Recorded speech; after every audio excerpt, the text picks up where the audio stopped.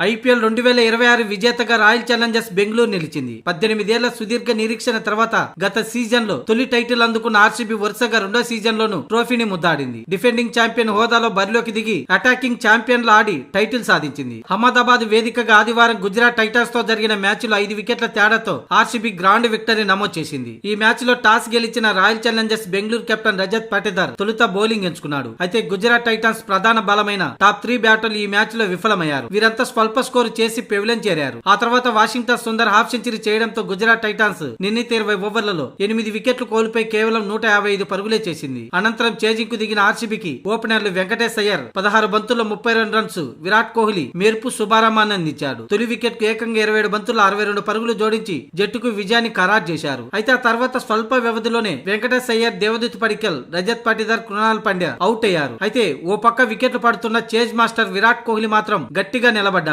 చివరి వరకు క్రీజులో ఉండి జట్టుకు 2 ఐపీఎల్ టైటిల్ అందించాడు. విరాట్ కోహ్లీ మొత్తంగా 42 బంతుల్లో 75 రన్స్ చేసి మ్యాచ్ ని ఫినిష్ చేశాడు. కేవలం 18 ఓవర్లలో 5 వికెట్లు మాత్రమే కోల్పోయి ఆర్సీబీ 5 వికెట్ల తేడాతో విజయం సాధించింది. అంతేకాదు ఈ మ్యాచ్ లో విరాట్ కోహ్లీని సాయి సుదర్శన్ రెచ్చగొట్టే ప్రయత్నం చేశాడు. కానీ విరాట్ కోహ్లీ బ్యాట్ తో బదులిస్తూ మరోసారి చేజింగ్ కింగ్ గా ఆర్సీబీని రెండో టైటిల్ విజేతగా నిలపడంలో కీలక పాత్ర పోషించాడు. ఇక రజిత్ పాటిదార్ కెప్టెన్సీ లో వరుసగా రెండో టైటిల్ అందించడంతో రోహిత్ శర్మ, ఎంఎస్ ధోని సరసన నిలిచాడు. ఐపీఎల్ లో వరుసగా 2 టైటిల్ అందించిన మూడవ కెప్టెన్ గా నిలిచాడు రజత్ పాటిదార్. ఇక గుజరాత్ టైటాన్స్ ఓటమిలో వరుసగా టాప్ ఆర్డర్ వికెట్లను కోల్పోవటం రెండో టైటిల్ ని ఆ జట్టుకు దూరం చేసింది. ముందుగా ఊహించినట్టుగానే టాప్ 3 వికెట్లు తీస్తే గుజరాత్ ఓటమి ఖాయమన్నట్లుగానే సాగింది. ఈ ఫైనల్ మ్యాచ్ లోను గిల్ 10, అలాగే సాయి సుదర్శన్ 12, బట్లర్ 19 పరుగులే చేసి వరుసబెట్టి వికెట్లను కోల్పోయారు. వాషింగ్టన్ సుందర్ 50 పరుగులతో టాప్ స్కోరర్ గా నిలిచాడు. ఇక ఈ ఫైనల్ మ్యాచ్ ఓడిపోయినప్పటికీ అత్యధిక వికెట్లు తీసిన బౌలర్ గా పర్పుల్ క్యాప్ దక్కించుకున్నాడు కిషోర్ రబాడా. ఇక అత్యధిక పరుగులు సాధించిన బ్యాట్స్మెన్ గా